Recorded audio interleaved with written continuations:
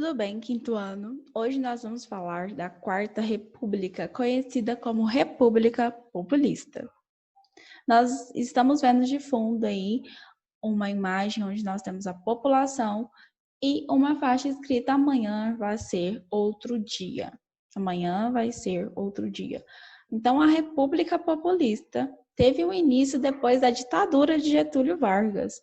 E aí nós tivemos o reestabelecimento da democracia e os governantes passaram a ser eleitos através do voto secreto. Por que populista? Por que foi conhecida por República Populista? Porque nós vimos muitos políticos que o objetivo deles era ter o apoio da população. Então, eles sempre estavam simpáticos com o público, faziam discursos em locais públicos, faziam promessas e sempre estavam conversando diretamente com o seu eleitor. Eles apresentavam a imagem de que o político estava ali a serviço do povo.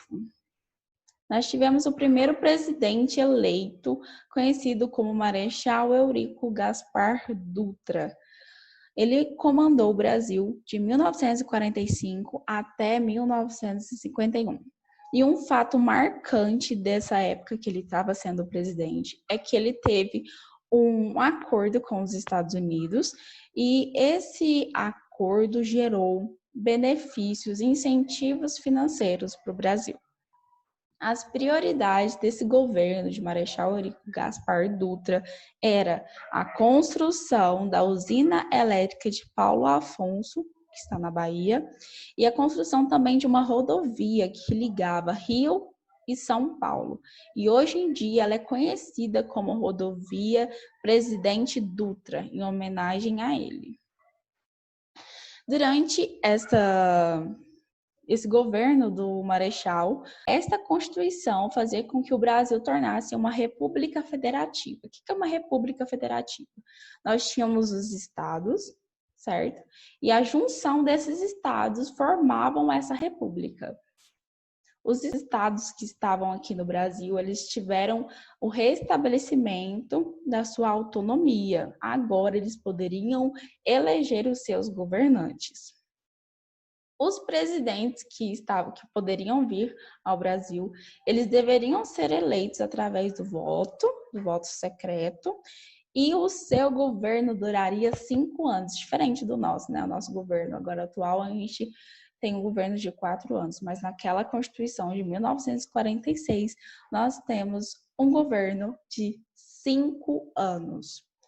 E aí, nessa Constituição também, nós tivemos o voto obrigatório para ambos os sexos. Então, mulheres e homens poderiam votar.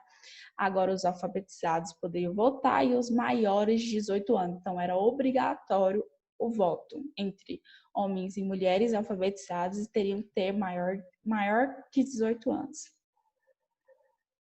E aí, depois disso tudo, nós tivemos Getúlio Vargas, de novo, em 1951 a 1954. E Getúlio Vargas lançou sua candidatura em 1950 e ele tinha como promessas uma melhoria na industrialização do Brasil.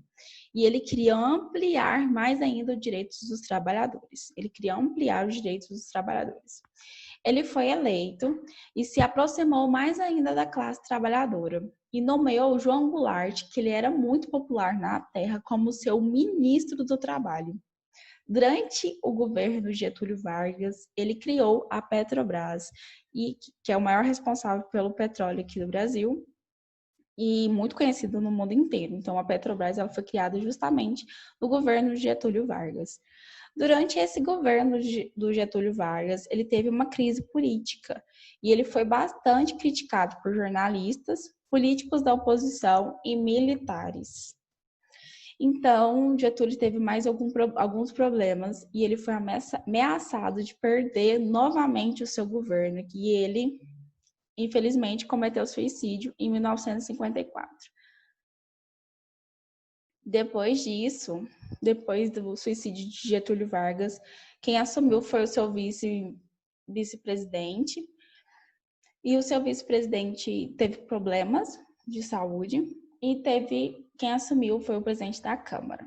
Depois disso tudo, nós tivemos Juscelino Kubitschek, que teve o governo de 1956 até 1961. E no seu governo, ele falava que seriam 50 anos de progresso em 5 anos de governo. Esse era o lema dele.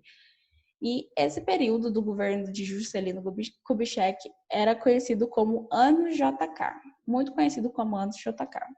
Ele promoveu a instalação de indústrias no Brasil, uma construção de estradas, portos e ferrovias para a gente ter esse deslocamento. E esses altos investimentos no Brasil trouxeram dificuldades econômicas. Durante o governo de Juscelino Kubitschek, ou do JK, ele fez com que nós tivemos uma nova capital, que é a nossa capital até hoje, que é Brasília. Ela foi planejada e foi pensada para ser um eixo de deslocamento entre norte, sul e leste e oeste, por isso que ela está no meio do Brasil. Depois do governo JK, nós tivemos Jânio da Silva Quadros, que é presidente do Brasil apenas um ano. Durante a campanha presidencial de Jânio da Silva Quadros, ele prometeu combater a corrupção. Em todos os meios de comunicação com seus eleitores, ele sempre aparecia com uma vassoura. E ele falava que ia varrer toda a sujeira da política do Brasil. E ele sempre era visto com essa vassoura e sempre falava que ele ia varrer toda a sujeira administrativa política do Brasil. Ele foi eleito, tomou posse em 1961, mas renunciou 7 meses depois, em meio a uma crise política.